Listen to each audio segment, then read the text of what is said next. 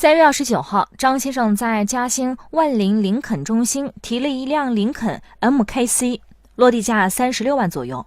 据张先生说，才开了2天，车子就出现异响。一开始他们没有放在心上，结果问题越来越严重。一开始就是打方向有异响，然后严重到空调后来也有异响。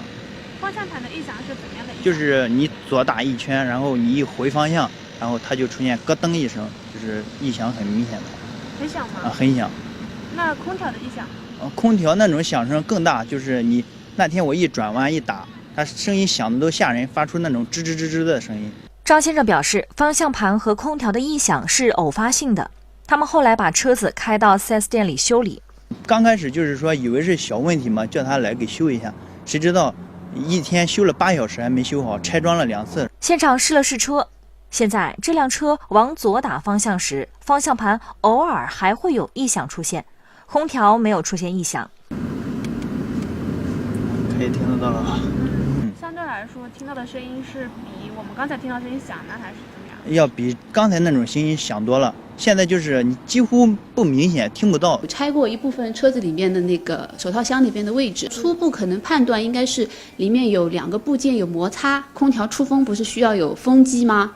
有风机那个风扇叶，可能是打到了内饰里面的一块板，就是有摩擦，有轻微的摩擦。王经理表示，方向盘异响的问题也是同样的部件引发的，应该是就是打方向的时候，因为位置没有固定牢。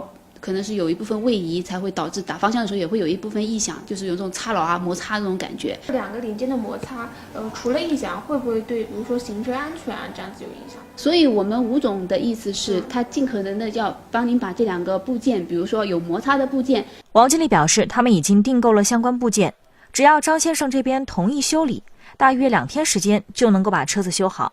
另外，考虑到客户用车不便，他们已经提供了代步车。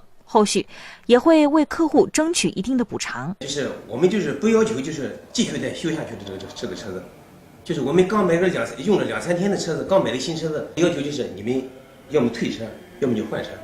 所以说，但是涉及到比如说像客户所说，他要求退车换车，那这一块可能就需要后面有专业的专对那个部门来对接了，因为这个我没法给到答复或者之类的。最后，王经理和张先生约定，等售后的吴经理来上班了，再坐下来谈一次。188红经验记者报道。